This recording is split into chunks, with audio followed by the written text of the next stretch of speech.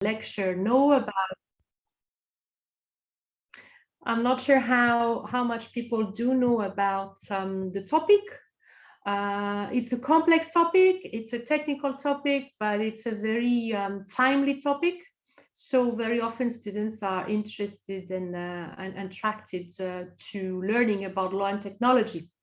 So this is what I would try to do for you today, to give you an overview of what law and technology can do together, and what sort of legal and ethical issues arise from the mixture of law and technology.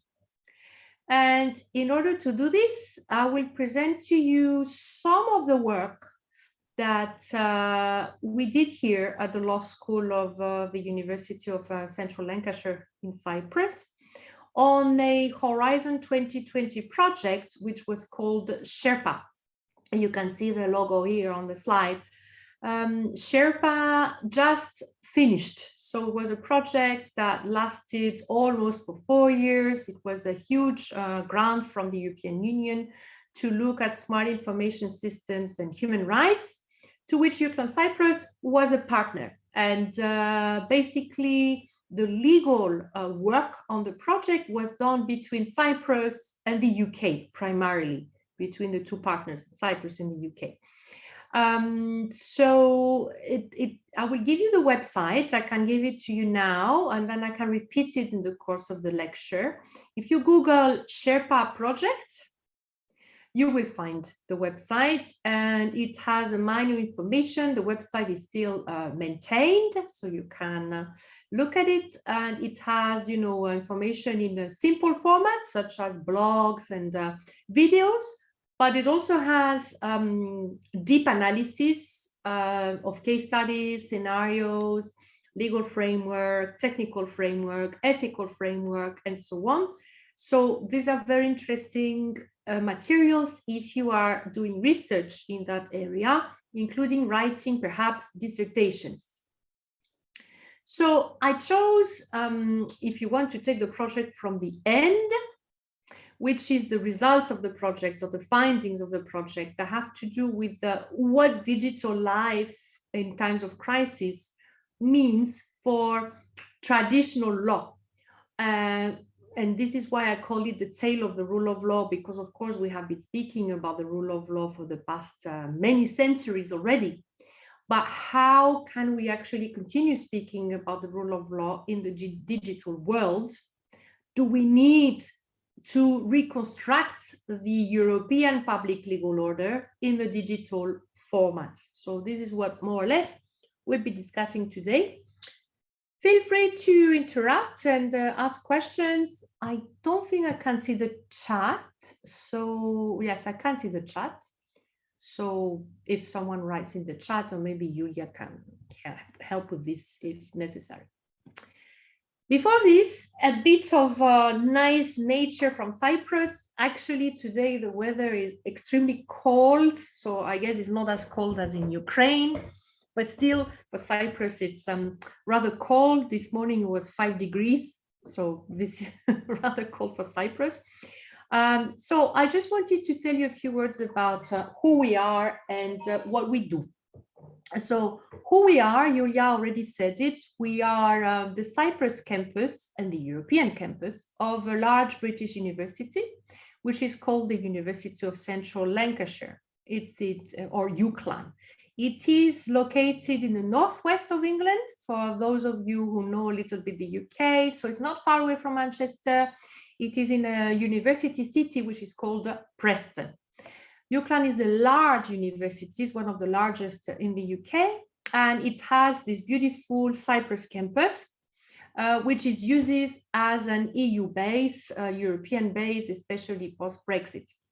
We here in Cyprus are located in the area of Larnaca, which is next to the airport, the international airport, and we are about 5 minutes from the beautiful sea that you can see on this picture, or not exactly, but not far away from that.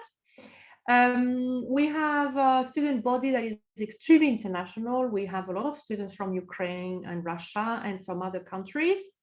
And we offer programs under the School of Law, traditional LLB and LLM programs, But also we have another two schools, School of Sciences and School of Business and Management, that have quite a lot of interesting programs. We are involved in many research projects, like the one I just previously presented to you, the Sherpa project. So we are very research active. And of course, we are very proud to have international partners such as your university and many other across Europe and further than that. If you don't mind, I wanted to share with you a short video. Hopefully it's going to work. That will actually make you feel as if you were here with us. You can't expect your team to manage work with this. With Monday.com's flexible management system, however, you can shape it to the exact way you and your team work. Okay. Can you hear the noise, the voice? I'm afraid we already did. We can hear, but we can't see the video. No. You can't see the video? Mm-hmm. Maybe I can share this video because you sent it to me, yes? So I have to stop sharing my files and perhaps you can share yours. Okay.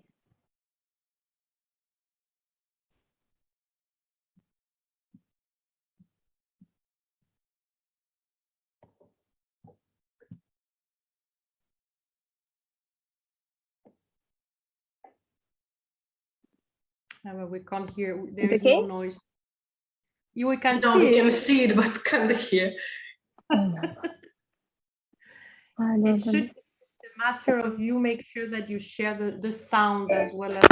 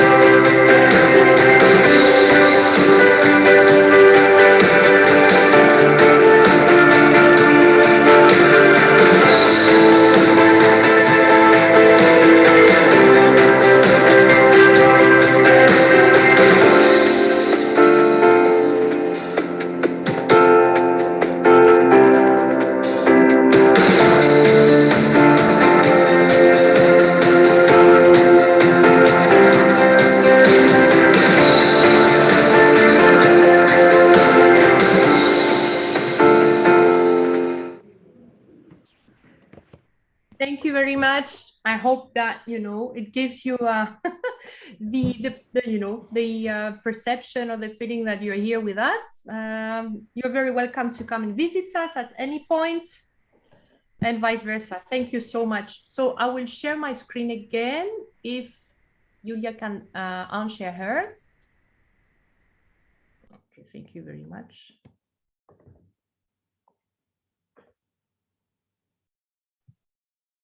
Could you stop sharing this video? So do you want to continue? I will unshare your screen, right?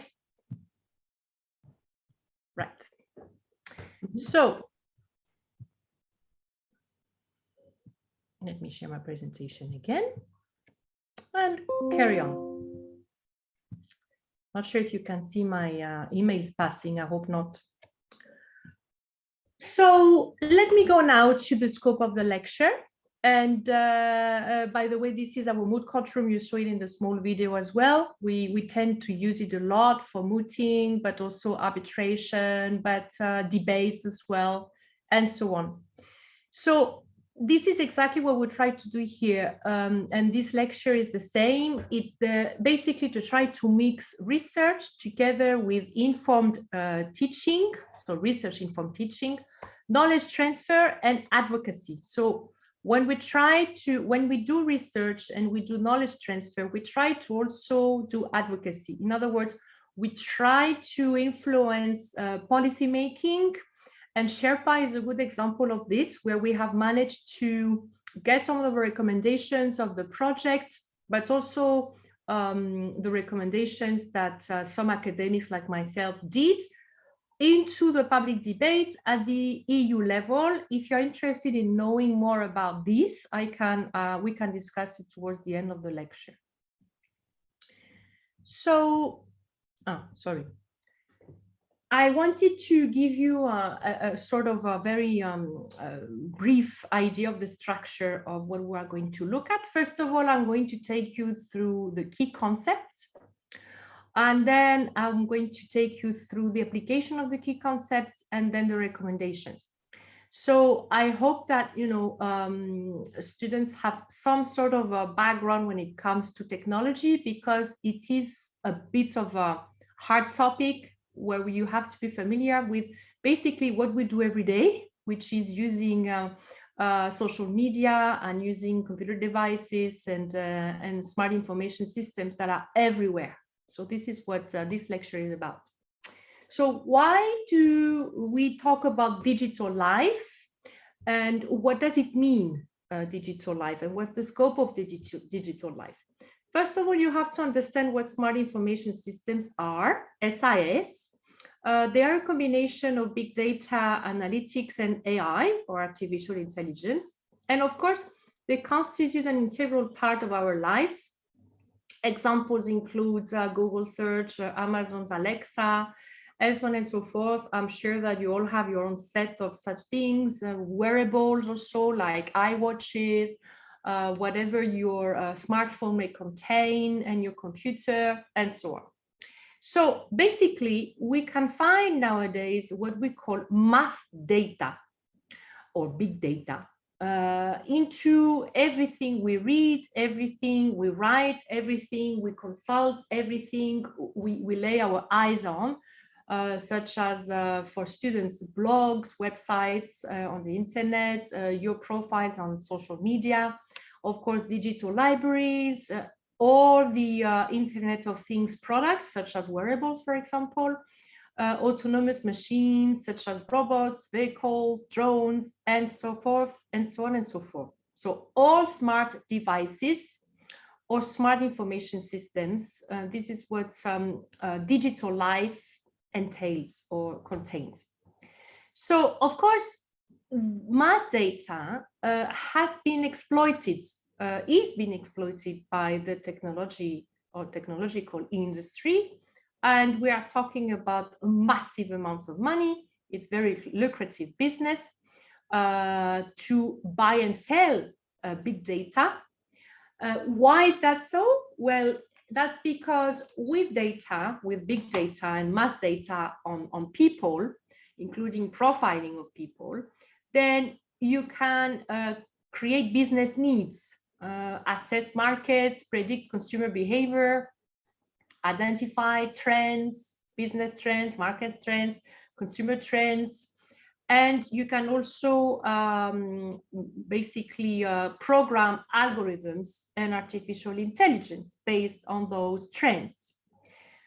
And the main issue with this is that the legal framework and the ethical framework, whether it is at the national, the European, or the international level, cannot follow that pace of development. Technology is developing much more quickly than the legal and the ethical framework. So although we live with smart information systems in our everyday life, all of us, wherever we are, and we can really talk about digital life, the initiative to try to regulate smart information systems has been taken in multiple countries at multiple levels, but with mixed results. Some countries are extremely high tech, some others are less so, and their regulatory frameworks are not following. If you want to know more about the mapping of existing human rights and legal frameworks available in the world, you can have a look at this deliverable of the Sherpa project through the permanent URL that is actually available on the slides. Julia, you're welcome to distribute the slides to the participants. Of course, this is not to say that having smart information systems in our lives has no benefits. It of course has benefits, and sometimes it has immediate benefits. So think about the use of data in assisting decision making in real life, in times of crisis, or in times of natural disaster. So we have had examples of natural disasters where smart information systems were used to locate surviving people, for example. Or think about the pandemic. Think about the COVID crisis. I'm not sure what's the situation in Ukraine, how cases are monitored and how close contacts are monitored and how vaccinations are monitored, but definitely across the European Union, a lot of technology has been invested into tracking COVID cases, tracking vaccinations, and analyzing trends based on that. So clearly there can be a benefit to using big data in decision making, but there has to be limits. Otherwise, then privacy and the protection of personal data are affected. Smart information system can also support human rights in fact-finding by providing a basis for estimating probability of violations of human rights. So, for example, if there is a pattern that mobile phones are being surveyed, there is surveillance of mobile phones, then there is also an easier pattern to basically set out what exploitation of human beings could look like. So surveillance can be both to the benefit of the community, of society, but also to its detriment, depending on what you do with the data arising or extracted from surveillance. And of course, another example is healthcare. I don't need to describe how much benefit or how many benefits can derive from healthcare and from smart assistance in healthcare. So, for example, it can help all of us to live a better life. I mean, I'm sure that many of you have health applications on your devices, on your mobile devices, that help you to track, it could be levels of sugar, it could be your heartbeats, it could be how many steps you do every day. But of course, it can be more advanced in terms of robotics and what robotics can do for prosthetic limbs, for example, or robotics can do in surgery rooms or in smart hospitals. And of course, also in times of pandemic, it has proved extremely helpful and very useful to be able to access remote healthcare or remotely healthcare without having to leave your home, by just basically being able to get a diagnostic and then sending it to the doctor, still remotely. And of course, wearable technology can help us to check our metrics and upload our data directly. So these are just a few examples that we in the Sherpa project actually looked at and that I'm sure resonate with your everyday life. But there are more examples, and basically we had to come up with a methodology to try to categorize areas where legal areas where smart information systems were likely to have an impact. So through a methodology, it was based on desktop research, interviews, focus groups, and various forward-looking scenarios, we came up with those 11 areas of our everyday life, of digital life, that are most impacted by smart information systems. So I don't need to describe all of them, but if you just pick up a couple, you will realize what we mean. So for example, digital divide, which is in red on this screen. Digital divide is the unfortunate reality that some people are cut from digital progress. How are they cut from digital progress? They may not even have access to the internet. They may not even have access to a device, to a PC or a laptop, and they may not be computer literate. So the digital divide is one of the most acute ethical dilemma of the modern world. And this has become even more visible through the pandemic. So with the pandemic, a lot of extra efforts and care have been taken across the world to try to reduce as much as possible the digital divide. And of course, there are instruments, or there are resolutions and decisions at the international level to try to reduce the digital divide. It's difficult to do on the ground, especially when there is no basic access to electricity, for example. So digital divide is an area where ethical and legal intervention is absolutely crucial. Next to it is unemployment. Now, you may wonder why unemployment has been selected as one of the areas that would be most affected by smart information systems. Well, of course, most participants to the lecture today are young and, future-looking people, which is great, equipped with the right set of skills. But this is not the case for everyone in the world, across the world.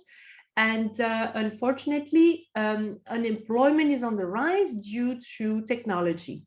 So a lot of the jobs of the future have not been created yet, and they are highly dependent on technology and smart information systems. Hence the importance, even for lawyers, to be acquainted with smart information systems, to be able to understand what an algorithm is, what artificial intelligence can do, and how it can be framed. It's very important for students to understand that. Of course, you are probably already aware of the impact of smart information systems on privacy and data protection.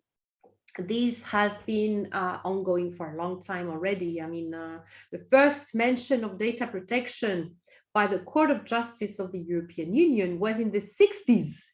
Of course, it wasn't in a technological context, but it was in an agricultural context. But in any case, it was interesting to see that from early on, the court realized that there is such a thing as the right to privacy and the right to personal data, and that our data needed to be protected.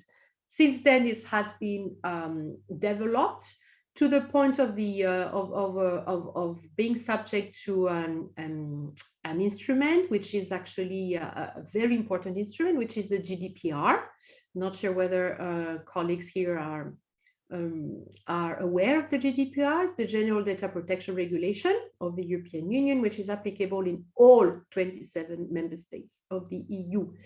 It is a very modern and powerful instrument. It has drawbacks, of course, and it has loopholes, but it has established very important principles, which the court had actually had ruled on earlier on. So basically, the GDPR has, if you want, codified what the Court of Justice of the European Union had been ruling over the past 30 to 40 years.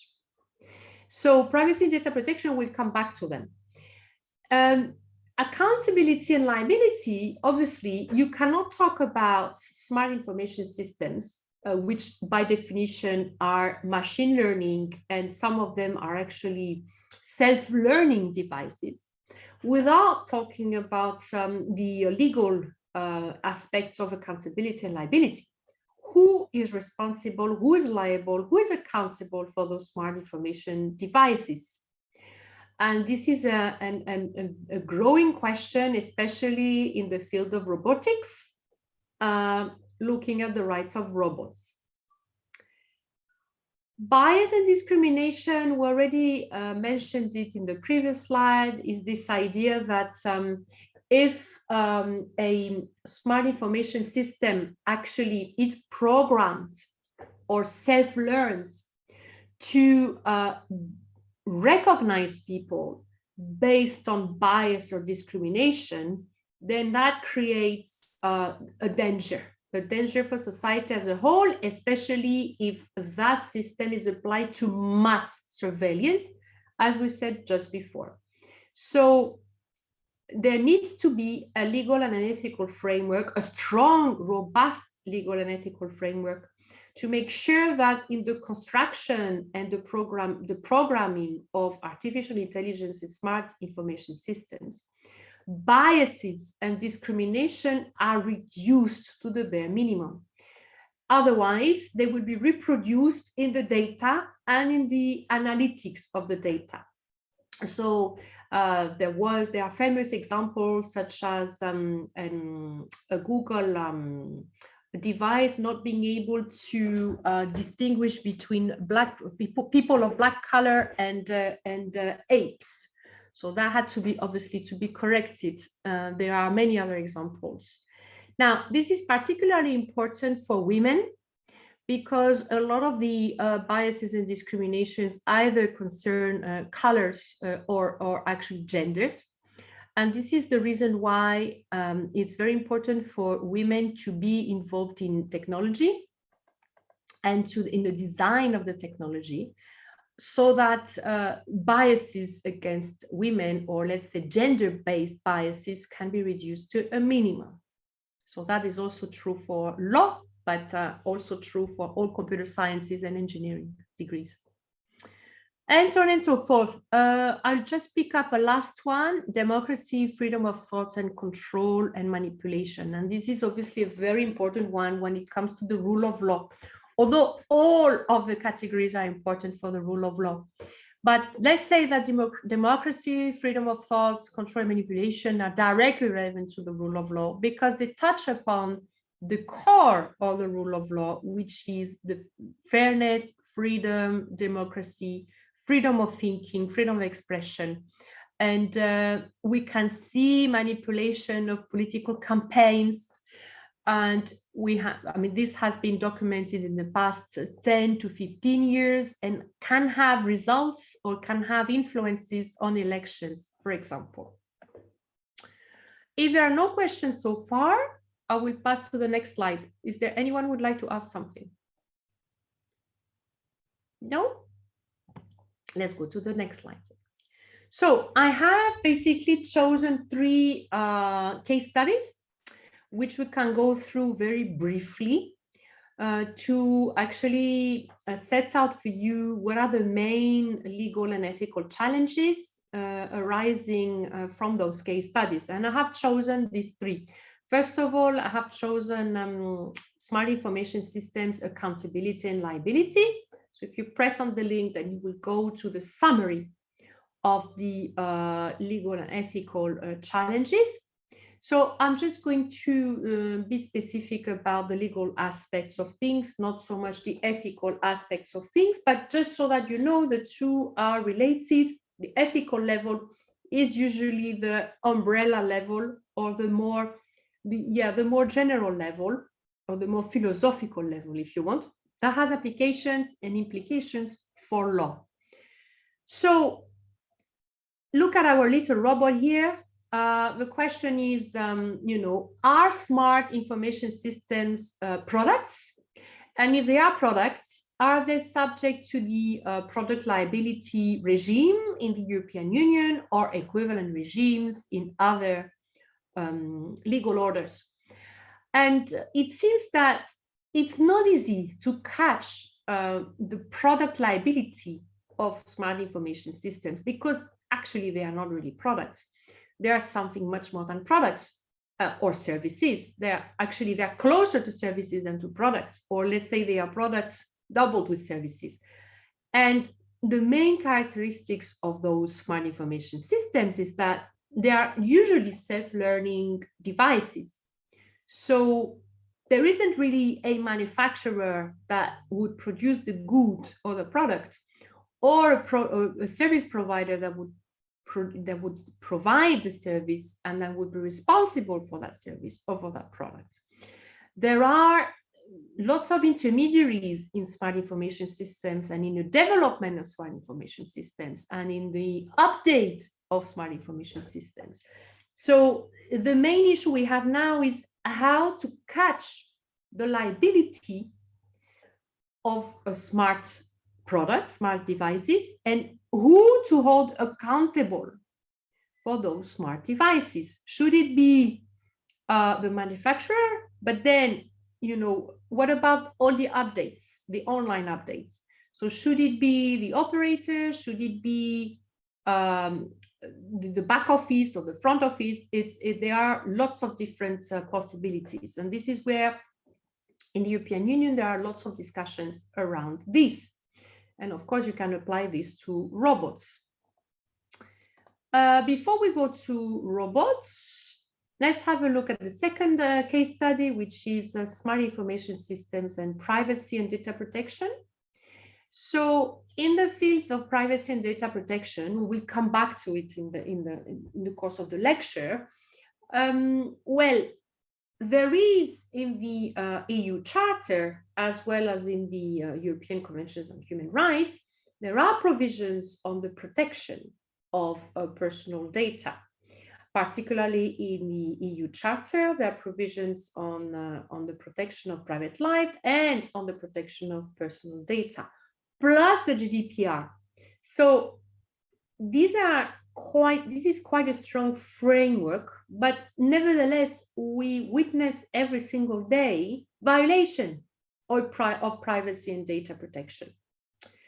And this is why the Court of Justice of the European Union came up with some very powerful tools and new rights to deal with those violations at the individual level, at least. For example, the right to be forgotten. I don't know if people know what this is. The right to be forgotten is the right that we all have in the European Union to get our data, personal data, deleted from social media, websites, and the likes. So this is a right that is enshrined in the GDPR.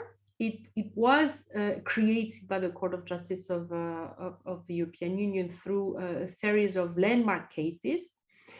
And it is sometimes difficult to put in place at the level of the individual, of the tiny individual, asking, for example, Google to remove personal data from a specific website. It can take time and it doesn't always work. So probably more is needed on that aspect, as well as many other aspects of privacy and data protection through education mainly. And then let's go to our small robot. So if we think of a robot as a self-learning machine, then shouldn't that robot be accountable, be liable for their action, but also possibly have rights? If you think about rights of companies, and I'm sure it's the same in Ukraine, legal persons, companies, corporations have rights. They have duties and they have rights. So law created a fictitious legal person to which it assigned rights and obligations. There is currently a discussion to decide to what extent robots should also, of course, be held accountable, but also be given some rights. For example, the right to be maintained. So the right to basically a dignity for robots. And some authors have compared this to, for example, the rights of animals as well. The right of protection for animal welfare is taken by some as an example to give potential protection to robots as an individual being subject to the legal framework. You may have seen that, you know, already in 2017 in Saudi Arabia, a humanoid robot, so a robot that looks like a human, actually a woman, in that example, was given citizenship in Saudi Arabia. So that makes you think about the framework, the ethical and the legal framework around robots, and how far it could go. So these are areas that need to be addressed, they need to be framed, because they actually are part of reality, not digital reality, true reality. Any questions on the case studies? No? I'll continue then. So we have already spoken quite a lot about human rights. We have spoken about ethics. We have spoken about the necessity to protect human beings. And basically what we have spoken about is the role of the rule of law. The rule of law is a very old concept, if one can think of it as a concept. It depends on the legal framework that you look at, but overall we can say that the rule of law is a concept that can be interpreted more or less narrowly, depending on the role that we assign to the rule of law. So it could be a procedural role. In that case, we talk about the theme, rule of law, but it could be also a more substantive role, in which case we talk about thick approach to the rule of law.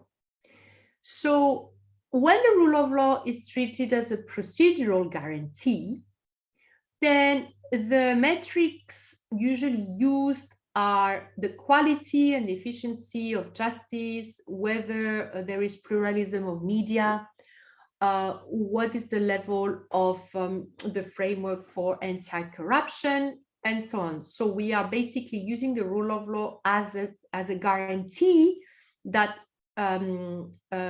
systems, that legal systems function properly. But there is also a different approach to the rule of law, which looks at the rule of law as a substantive concept, which connects it to other values, particularly democracy and human rights. In which case, there needs to be a protection of the rule of law, an analysis and an investigation of wider conditions of the rule of law. For example, measuring restrictions on activities of international NGOs, looking at freedom of expression, freedom of assembly, and the framework of protection of human rights. In every case, the principles usually associated with the rule of law include principles of non-discrimination, of transparency, of accountability, due process, of fairness. So we come back to the same principles that we have already discussed, the principles of governance. And these are available not only at the theoretical level, but also at the UN level, at the EU level, at the level of multiple international organizations, as well as usually enshrined in constitutions or constitutional instruments of countries. There are existing indicators, or if you want, metrics or dashboards or indexes that actually investigate and analyze the level of the rule of law or the quality of the rule of law, either as a guarantee to the system or as a substantive element or principle. We could name the World Bank governance indicators. We could also name the rule of law index of the World Justice Project, the Venice Convention, but also the EU rule of law mechanism. Just as a side note, Julia, as I told you before, we have managed to win a Jean Monnet Center of Excellence that should be starting, if all goes well, very soon. I think it's March 2022. It will be on the rule of law, European values. So we would be very happy to engage with your university in delivering knowledge transfer activities and exchanging between our two institutions in the field of the rule of law and the European values. In the meantime, let's have a look at how this rule of law framework is doing in the digital world, because this is the real issue now. We have managed to build over the past 70 years, let's say, the framework of the rule of law in a traditional world. But what about the digital world? Is it the same? Do we just assume that the same principles apply the same way in the digital world, or do we need a specific set of principles in the digital world? Well, it seems that it's difficult to apply only the traditional understanding of the rule of law. Of course, it is the starting point. But when you look at the characteristics of machine learning and narrow AI, or AI technology, if you want, these are usually words that don't really make much sense in the context of the traditional rule of law.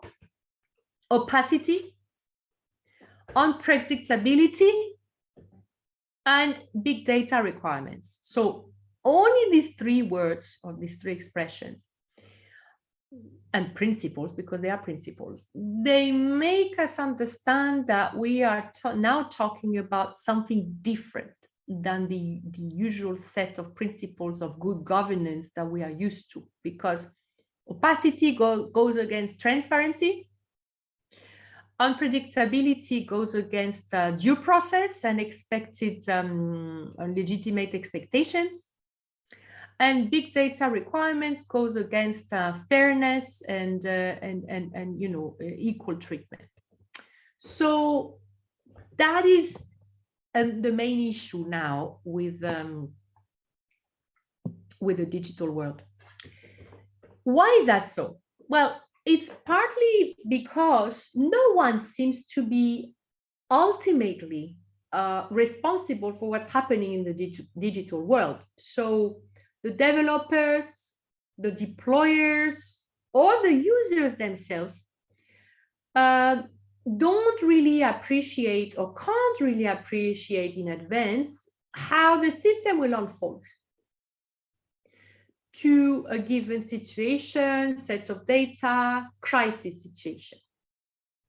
So it seems that if you read the literature from technology experts, they will tell you that past behaviors are not good indicators or precedents for future behavior in identical situations.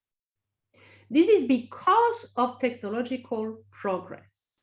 So that is in itself completely different from what a law is based on.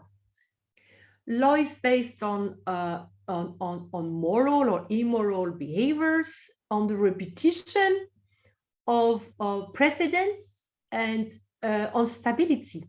Of course, law evolves in a dynamic context, but it takes long for the society to accept that dynamic context. technology doesn't need approval from anyone. It doesn't really need the endorsement of anyone. So there is no technology making the way there is law making.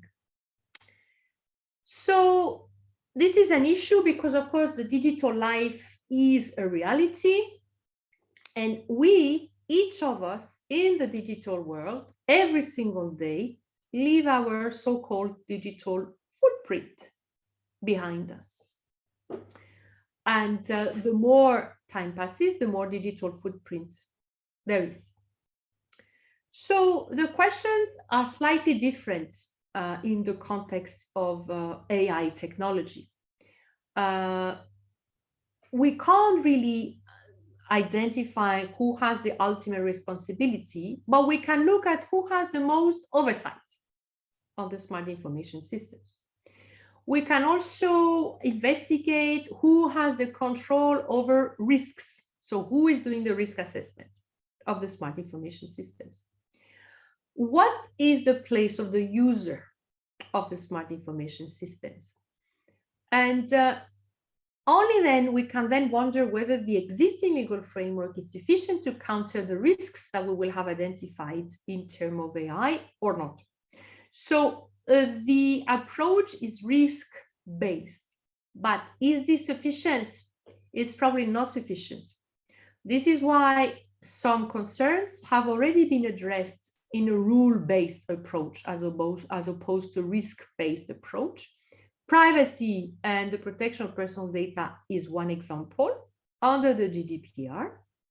But the GDPR doesn't cover everything. As we said before, it doesn't cover mass surveillance, for example, or it doesn't cover it properly. So what about cybersecurity and the proper use of data, particularly in the context of a crisis and of a data crisis? So what is a data crisis? A data crisis is something that can be defined as a combination of the lack of reliability of the system, of the smart information system, with opacity and unpredictability, plus a massive security breach. So there has to be mass data involved. And that mass data has to be processed by a system that is unreliable, partly unreliable, obscure, and unpredictable. And that is the recipe for disaster, a data crisis. So the real question then is how to ensure the integrity of data, how to sustain the integrity of data. And is this too far away from the rule of law considerations? I don't think so. I think it is actually exactly within the realm of the rule of law. In one of the books that were published as a result of the Sherpa project, which you have here on the right-hand side of the screen, Bernd Stahl and others actually looked at different concepts of systems. So they didn't just look at the technical aspects of smart information systems, because for us, the lawyers, obviously, that would not really have been very helpful. But they looked at the role of smart information systems, particularly AI, in a social technical context. And they find that AI in this context, in the social technical context, is characterized by the following: autonomy. So AI is autonomous, away from human beings. Manipulation. AI can structure human options and can design possible course of actions in ways that humans do not realize. And AI also has a social impact on living in the digital world. So these are the three characteristics that require that the rule of law is restructured in some sort of digital public legal order. So in other words, to take into account the digital dimension of the traditional public legal order. I'm looking at the European one because, of course, we're located in Europe. I'm not an expert on the US one, for example, but I'm sure that similar exercises are ongoing across the Atlantic and in Asia as well.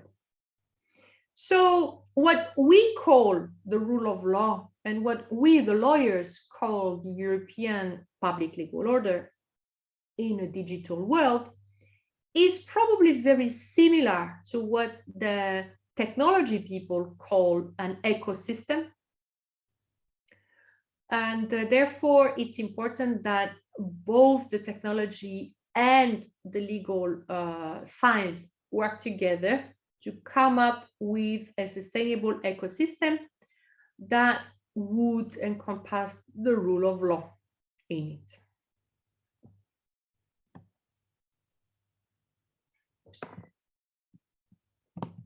So let me just see my title. Yes. So what are the characteristics of the European digital public legal order? Well, they are not tremendously different from the traditional European public legal order based on the protection of human rights and the protection and the upholding of the rule of law and principles of good governance. But the fundamental rights that are affected by smart information systems or AI and big data technologies, they are the same, but they are affected through different ways. Some of the ways are written on the slide. So profiling, I think we all know what is profiling. Is this data analytics that put you in categories and very often is based on bias and discrimination. The same goes for prediction of behaviors. Following profiling, it's usually possible to identify trends and predict behaviors, whether it's consumers, voters, patients, anything. And of course, there can be an indirect influence on opinions or choices of people, whether they buy something, they don't buy something, whether they do something or they don't do something, for whom they vote, what they think. Predicting policing is also a problem. So predicting policing is whenever specific groups of people are more targeted because through the profiling they have been found to be more dangerous, usually wrongly because it's a machine exercise. So we have seen, for example, in the US that predicting policing is used a lot against the Black community. Mass tracking, surveillance, and micro-targeting. I think now with the pandemic, we understand more what it means in our everyday life to actually be on the subject of mass tracking, surveillance, and micro-targeting, away from the airports and the usual places where you would expect such mass tracking.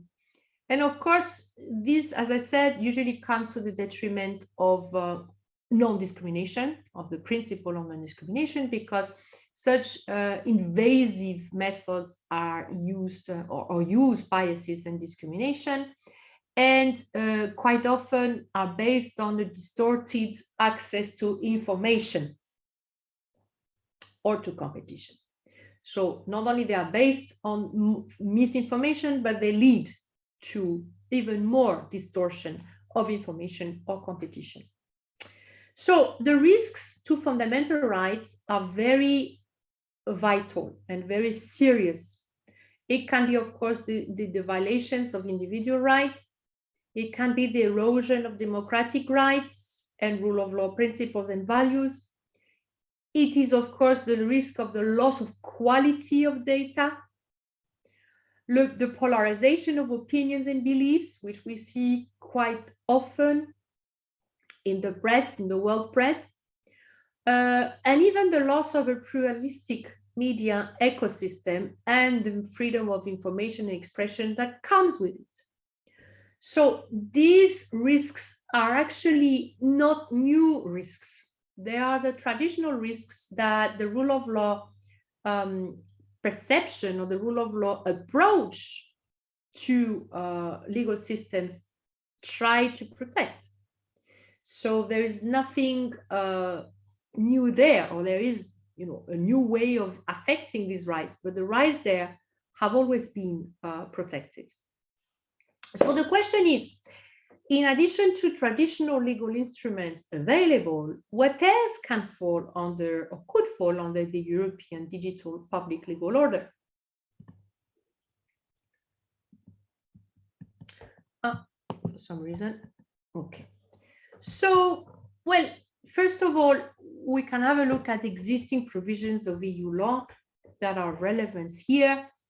For example, the use of non-representative or biased data can lead, of course, to unfair treatment of people based on any of their characteristics, as we said before, sex being quite obvious, but not only age, disability, sexual orientation, ethnic origin, or religion.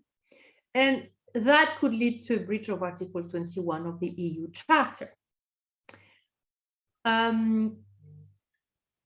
If structural differences exist for protected attributes such as gender, ethnic origin, or political opinion, the artificial intelligence, through its output, can discriminate against certain groups of people or individuals, as we said before. So there can be direct discrimination against groups.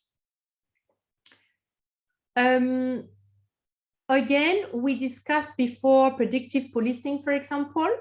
So AI systems that are used to predict behaviors, for example, if someone is going to commit a crime again or recidivism, this is done usually by combining data of suspects, such as address, income, nationality, debts, employment or lack of employment, and so on. And of course, this is then entered into a system that actually comes up with probabilities.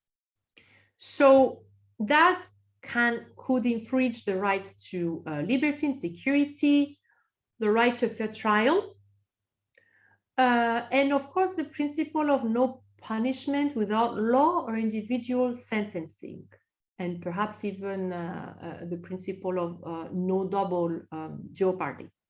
So these are all enshrined in the ECHR and in the EU Charter, and can come up with a violation.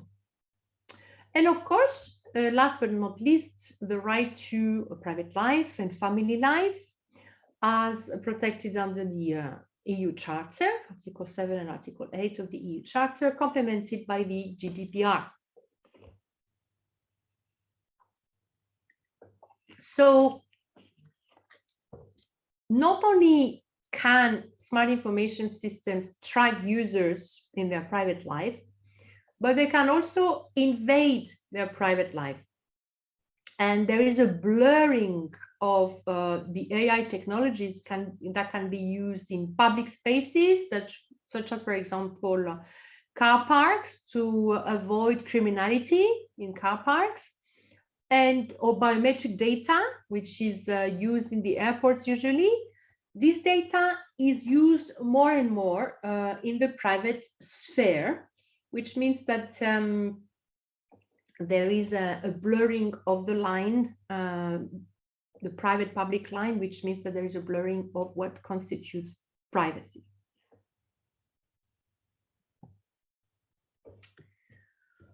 So what is needed to effectively sustain individual rights in their digital versions and prevent their erosion in emergency situations?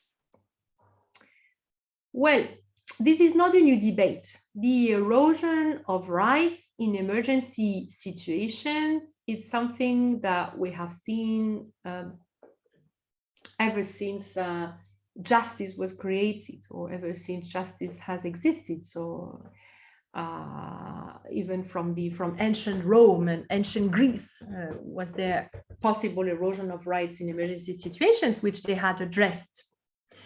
So this idea of backsliding, and particularly the backsliding of the rule of law, the erosion of rights, is very central to what we are doing here.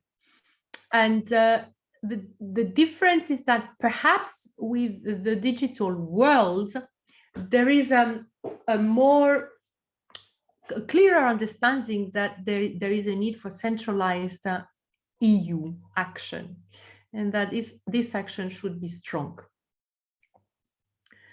So if we take the principles and the values of the rule of law and we deconstruct them, we take them one by one, we deconstruct them, and we reconstruct them into the digital legal order, then we are not far away from the usual principles of good governance. If you look at the work done by the EU's high-level expert group on AI, they've proposed a very interesting framework for what they call trustworthy AI, which is based on lawful, ethical, and robust AI. And look at the principles that they're recommending. Human agency and oversight principle. Okay, so that means that a machine learning process should always be subject to some sort of human agent and an oversight principle. The second one perhaps is a bit more, a bit newer, if you want, technology or technical robustness and safety principle. But it's not that new, actually. You could refer to it as being, you know, the principle of safety, of security. These are of necessity as well. These are usual principles of law. Privacy and data governance principle. There needs to be a governance of how we deal with data and privacy.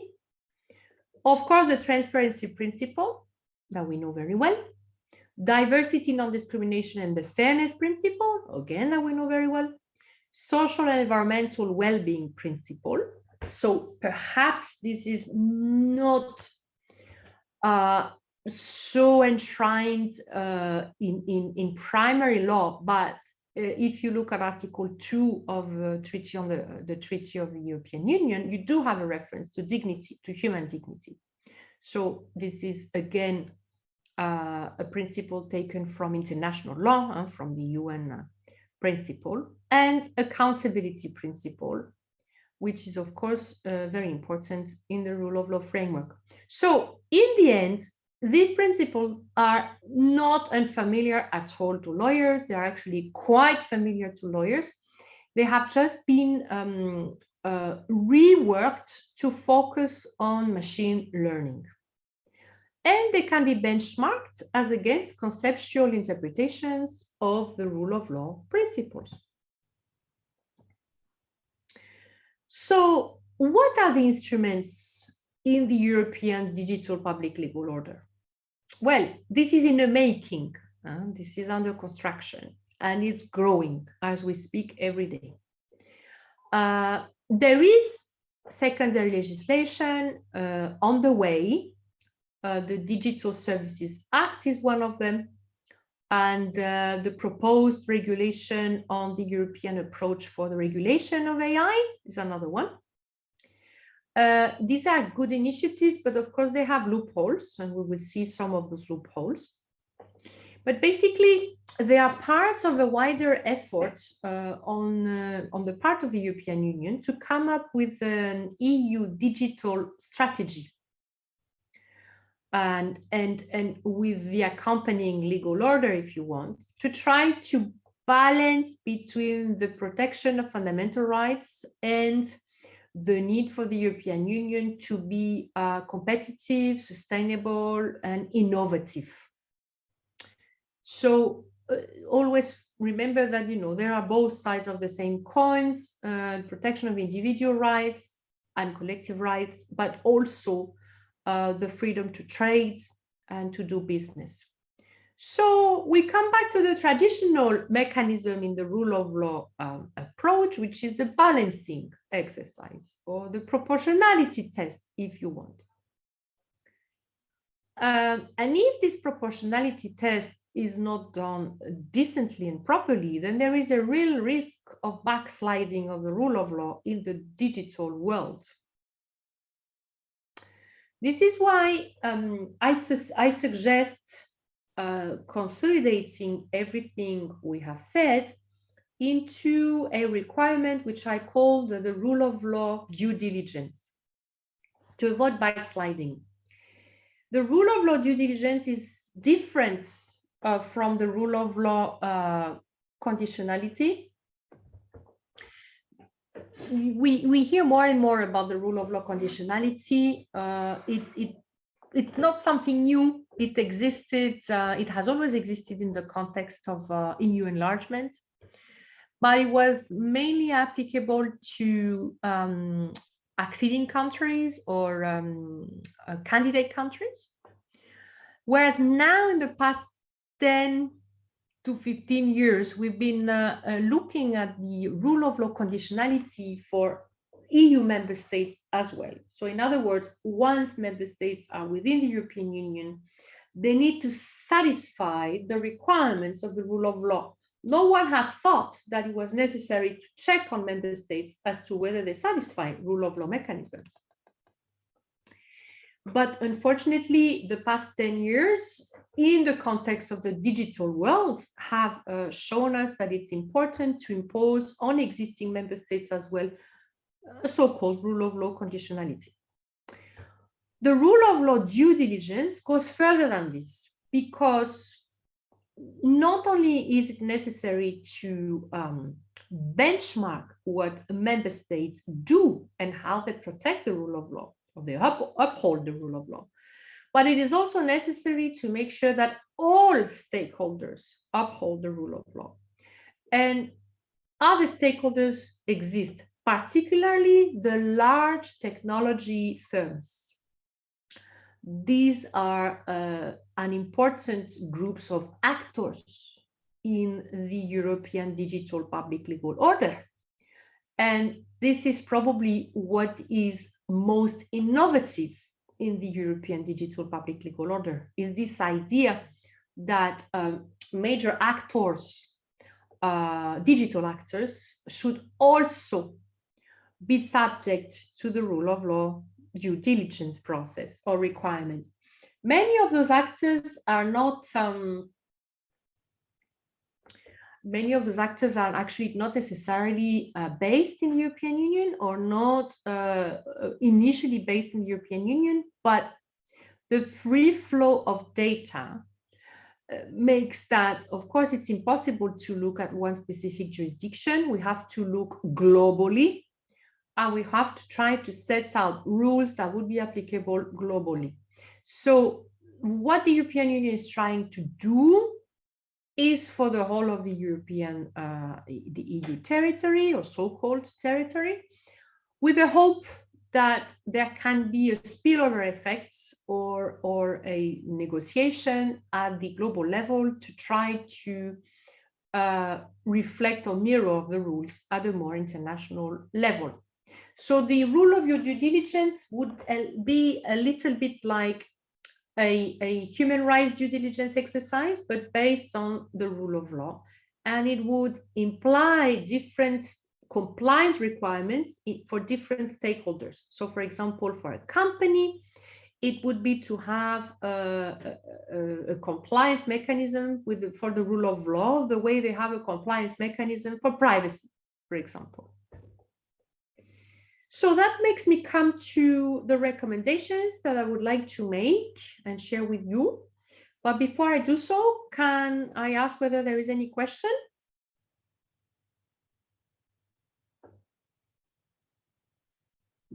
No?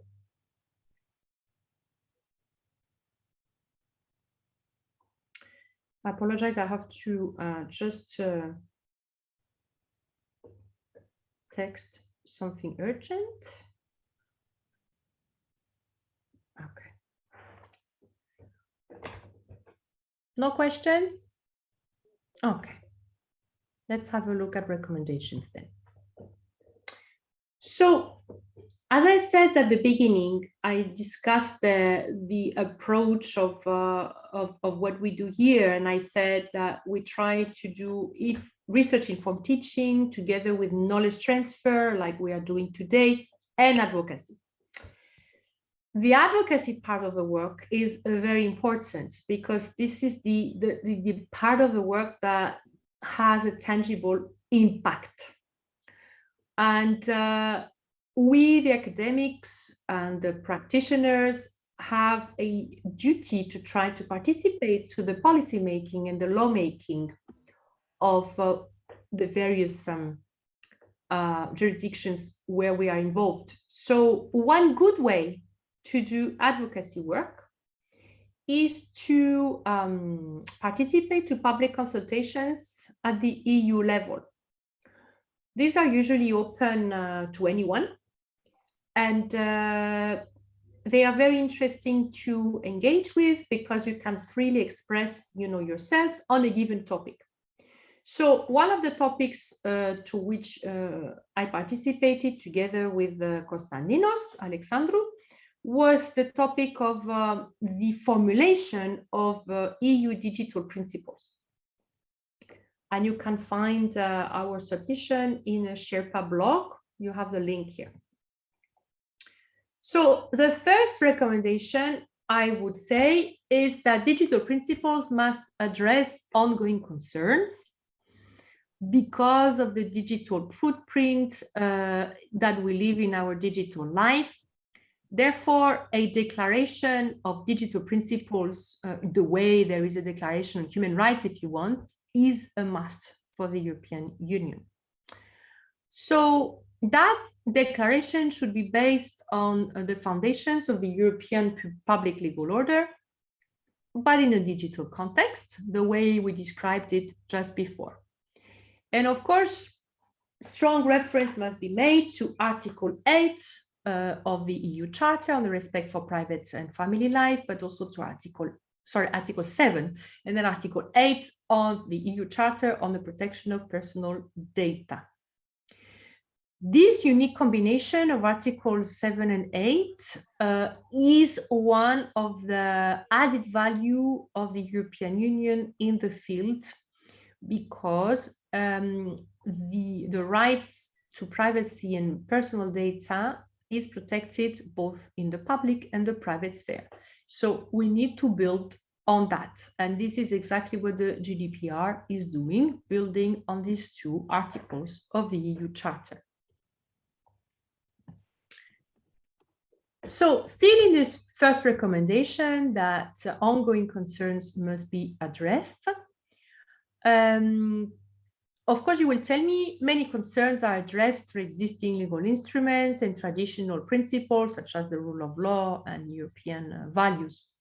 But we have said, and we have, I think, evidenced in the lecture, that the problem is with the proper use of data. So it's to ensure, as we said before, the quality of the data, the dignity of the data.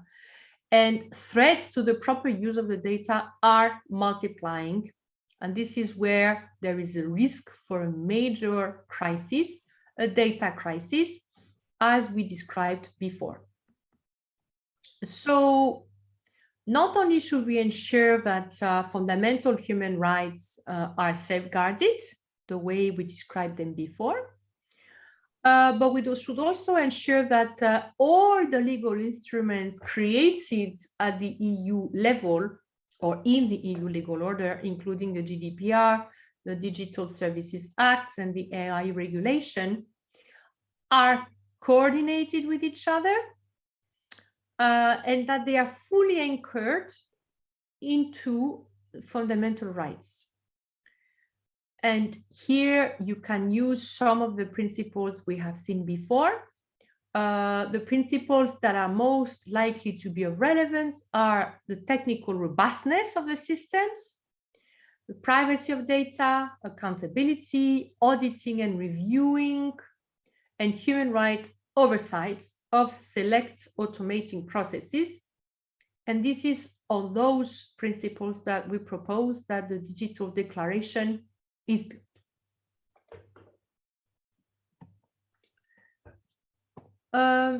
Recommendation number 2, how to sustain digital rights at the EU level, because only sustainability, so only the sustainable and effective protection of fundamental human rights in their digital version will lead us to be able to talk about a European digital public legal order. So the European public legal order in its digital format. So the question comes as to the validation of legal and ethical processes. So the testing, the testing and the validation of legal and ethical processes put in place to balance interests at stake durably. So proportionality is key. The principle of proportionality needs to be followed, needs to be applied, and there needs to be durability of the protection. And this is probably best achieved at the EU level. Centralized, in other words, action. Simply because we cannot have different benchmarks in each member state, and simply because the free flow of data means that various legal systems are affected the same way. So it's better if we have common tools. Especially with the COVID-19 pandemic, we have seen how the pandemic has had a direct impact on democratic rights and output. We have seen the role technology has played and is still playing in the combating of the pandemic. And therefore, it's very important that digital technologies are enshrined into the framework of, into the sustainable and effective framework of the protection of human rights, if we don't want to see the backsliding of the rule of law in the digital context.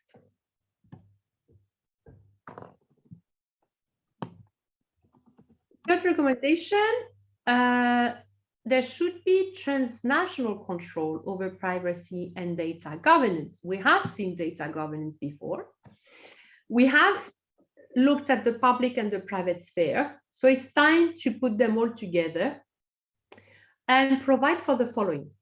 The citizens should have full control over their data, and their data should not be used to harm or discriminate against them. This is partly done in the GDPR, but because artificial intelligence is only partly caught in the GDPR, only as far as automated systems are concerned, there is a huge increase in the number of devices and data collection opportunities.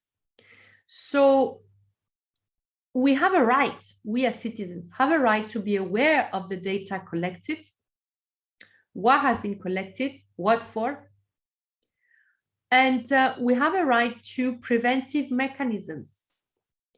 So not just addressing violation of our data and digital data, but also prevent such violations.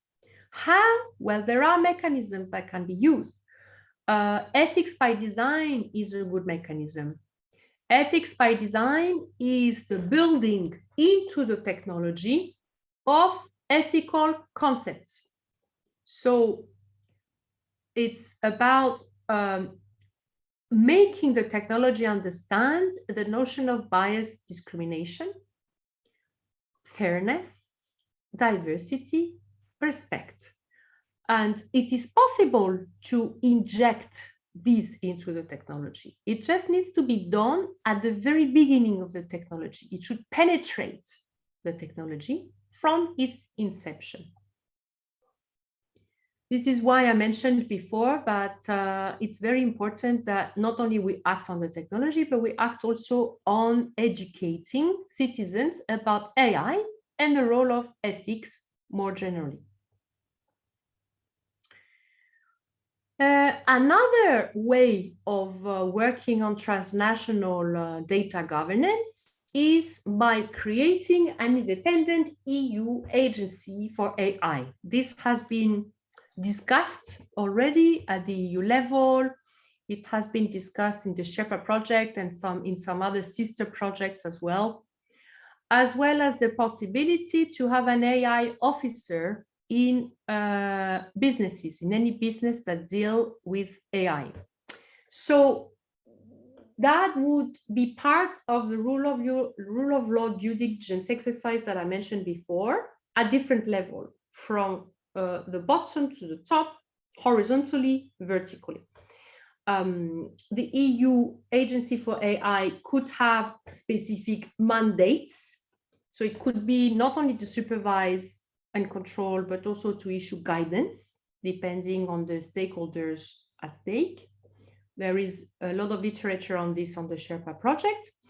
And the same for the AI officer, who would actually be responsible for compliance, the compliance of AI with ethics and human rights. It's a due diligence exercise.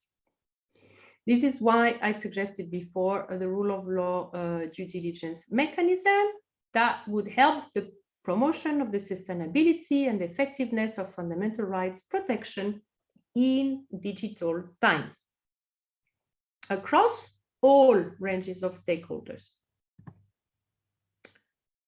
Another set of recommendations has to do specifically with AI concepts and the regulatory framework of AI. Again, it is produced, or it is available for you in the form of a blog post on the Sherpa website.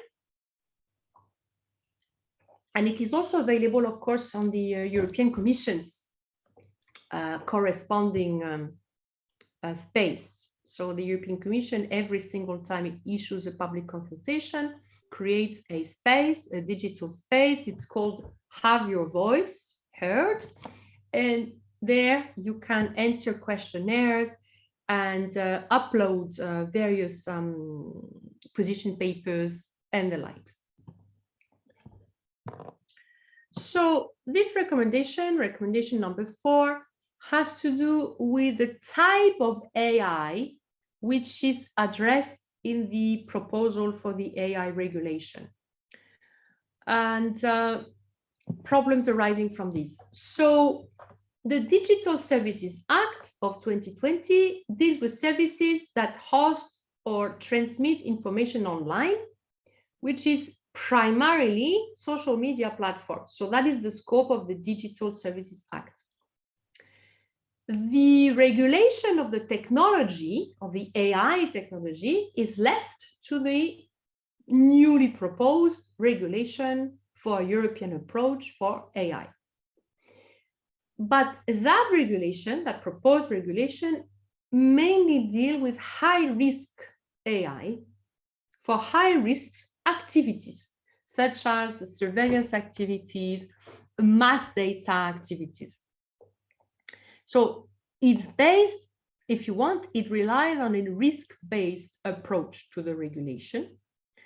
And AI systems based on this risk assessment are classified as creating an acceptable risk, high risk, or minimal risk.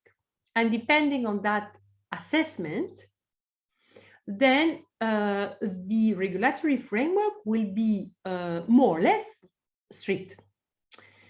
Only one section of the regulation, of the proposed regulation, applies to AI systems other than high-risk AI, and it's Title 4 on the transparency obligations for certain AI systems, which is essentially the obligation of AI systems to inform natural persons that they are interacting with an AI system and not a human being. There are other prerequisites, such as the obligations of providers and users and conformity assessments but that only applies to high-risk AI.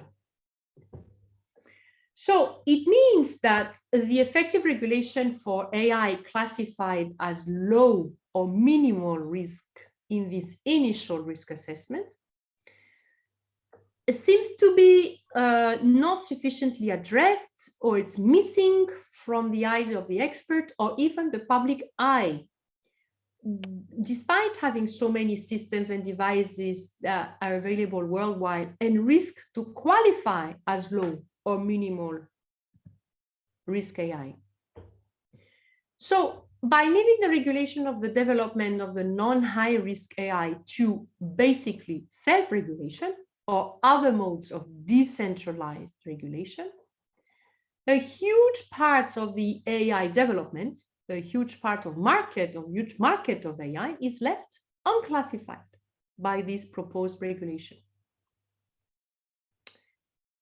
In particular, there is a gray zone. What happens with average risk AI? So it's neither low, nor high. What happens with this kind of AI, which is likely to be the biggest classification? It seems that there are loopholes which hardware and software AI manufacturers or other actors could use to circumvent certain requirements and maximize business or industry practices involving data collection. Let's not forget that data collection is today the basic raw material of the industrial world. So we could debate whether the risk-based approach is the right approach. It is, by the way, the approach in the GDPR. But at the moment, it is the chosen method of regulation. So the least we could do is to call on the Commission to take further steps towards enlarging the risk-based approach to AI and to introduce similar, equivalent, or proportionate standards for other types of AI, average or low or minimal risk AI, either in the current regulation proposed or by virtue of a new additional legal instrument of secondary legislation, or otherwise at the EU level, specifically for such types of AI. Only then can we really talk about a complete EU AI strategy.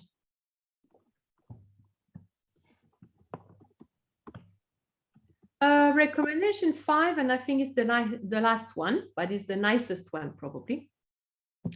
Do we need the introduction of new rights?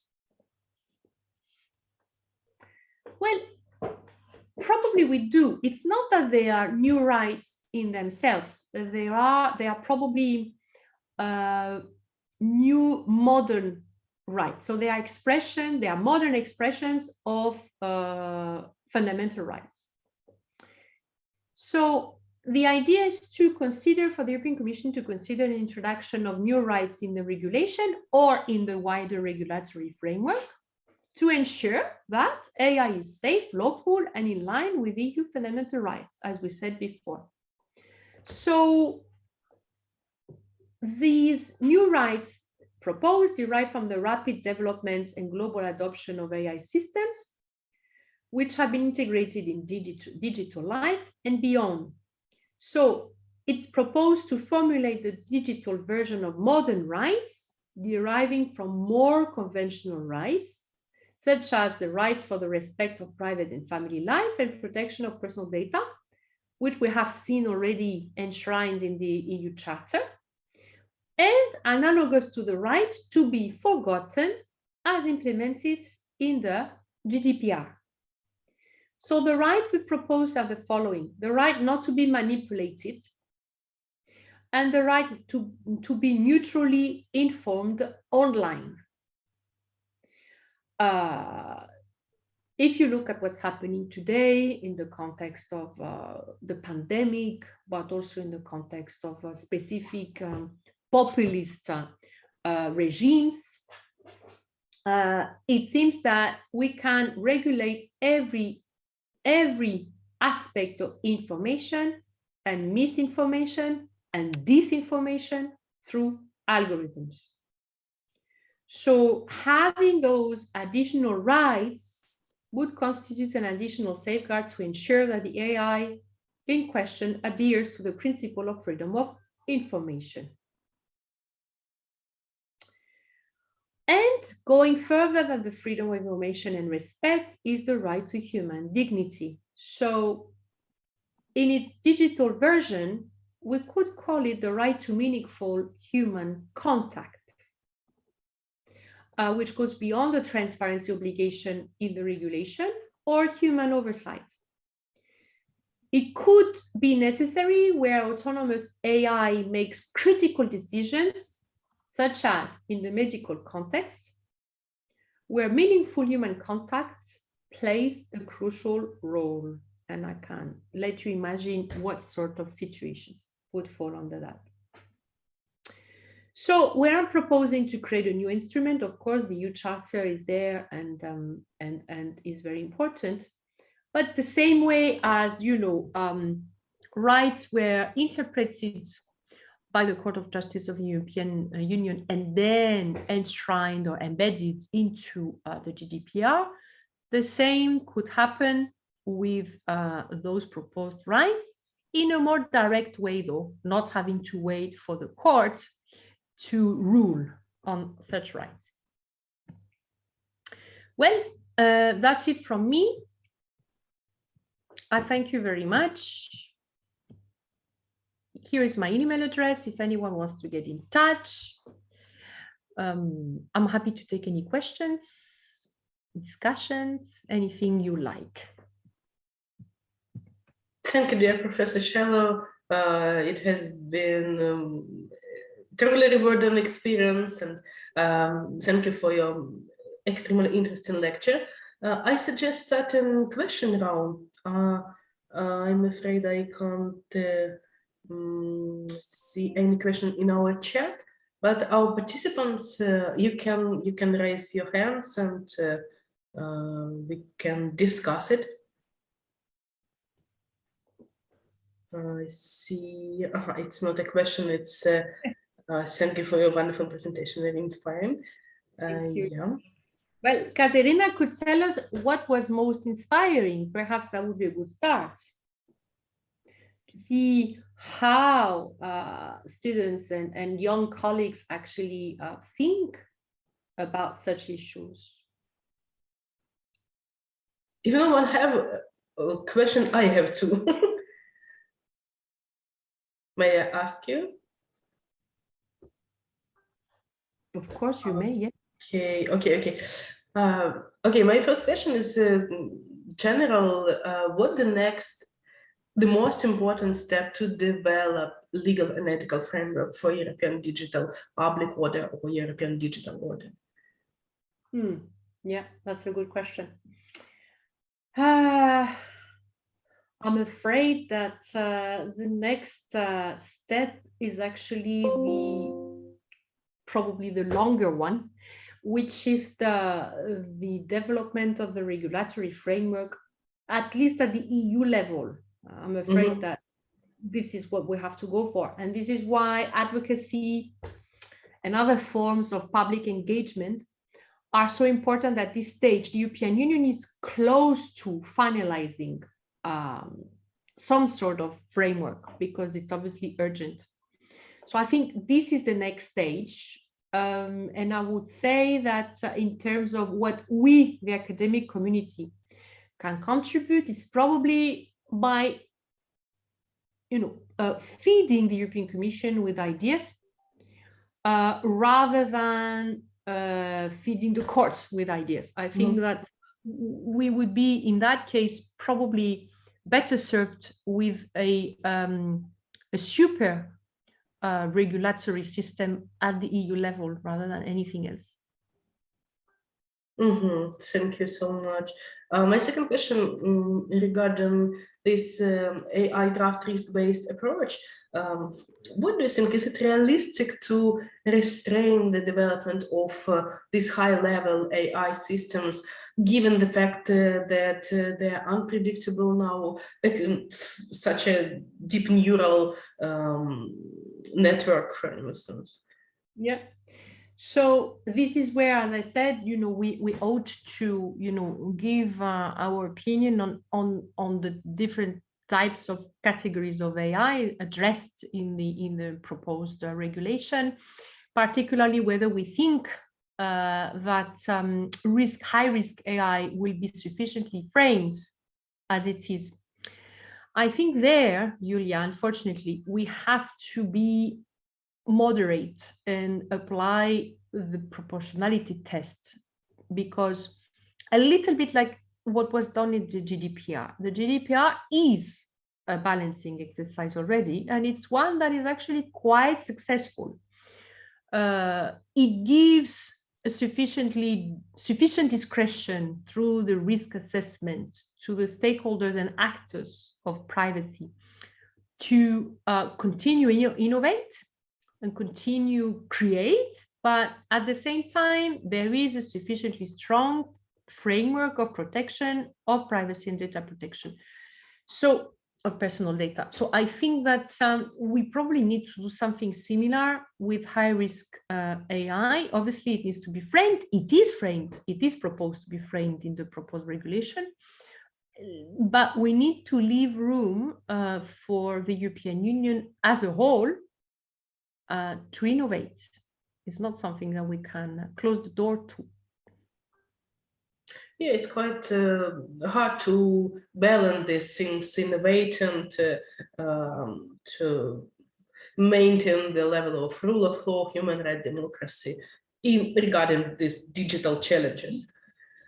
Okay, thank you very much. Does anyone has questions?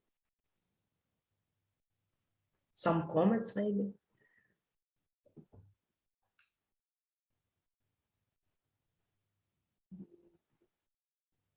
It looks like people need to thought about this lecture.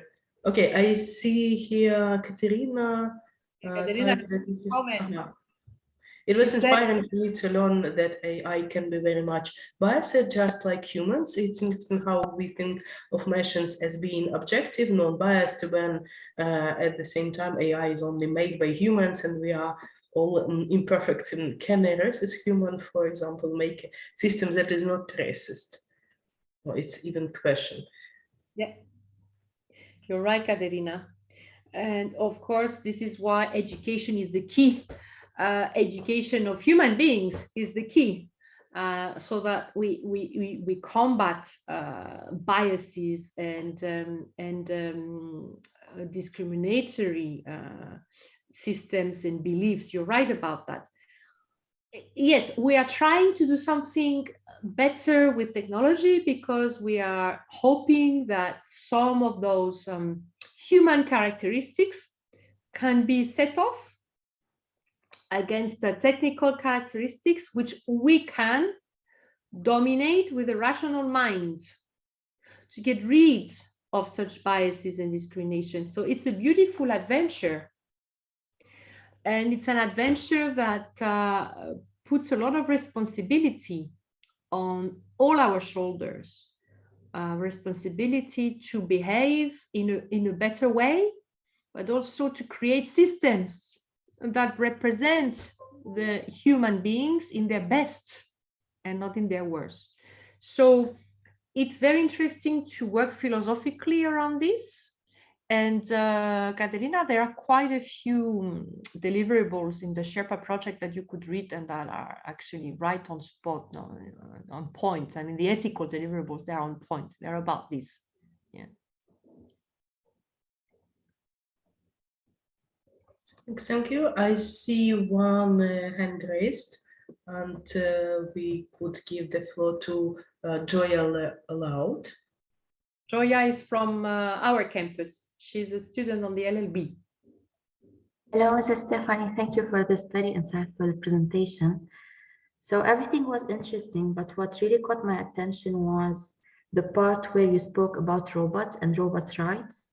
So, but please, could you clarify what is the argument behind the reasoning that robots should have rights? Isn't it quite controversial, like quite a controversial argument? Or like, I think that it could be devalorizing to people and to human rights particularly. We are humans, and for being humans with feelings, we have our fundamental human rights. It's because of our history. However, for robots, why do they have these rights? Yes, thank you, Joya. Robots don't have rights at the moment, but there is a debate ongoing as to whether robots should be given some basic rights. I mentioned the right to be maintained, for example, and not being thrown away. If you remember the Disney movie WALL-E, if you have seen it, you know, that small little robot that is trying to fix itself because there's no one else to do it for him. There's no human left. So what you said is a little bit like the evolution of animal welfare rights, whereby, you know, we started from a very, from the very, very bad dark ages type of approach that animals don't have rights because they do not have feelings or because whatever. And of course, we have evolved from there to grant animals not only welfare protection, but also, consider them as vulnerable groups. So considering them as a special category that require much help and much protection. The other parallel is the cooperation. So you know very well that, and Lida actually gave you quite a few lectures also to our Ukrainian colleagues on company law. The idea that a legal personality, legal personality can be granted to corporation has to do with the fact that, a legal personality should be held accountable for what it does. So you're not looking at the individual accountability of the CEO or the founding shareholder. You are looking at the accountability, responsibility of the entity, of the legal entity. And that was a huge step in the development of company law, or actually of law altogether, to give to a fictitious entity rights and obligations. The right to exist has been given to legal entities. And the right to trade and the right to be represented. But of course, at the same time, together with those rights, corporations across the world are now, subject to sets of obligations and sets of actually extremely serious obligations and extremely growing number of obligations. So maybe it's not necessary to see the debates of should robots have rights on its own, but maybe looking at the debates of should robots be liable, and if so, how? And if they are liable, should they have a right to exist as a fictitious person? Thank you, Mrs. Stephanie. I mean, that would be the best possible way to catch the liability of all these people involved in the construction of a robot. Don't forget that we said that the main problem with the smart information systems and AI self-learning machines is that there are many different systems and human beings and processes involved in their creation, which makes it very difficult to identify the owner or the creator.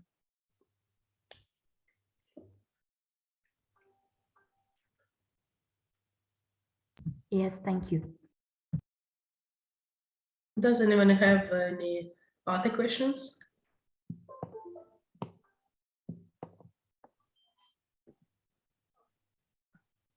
I think no one.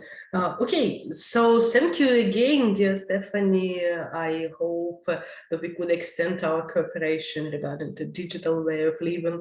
Thank you and have a nice evening. Thank you, everyone. Take care until next time. Bye. Thank you very much. Bye. Bye. Thank you.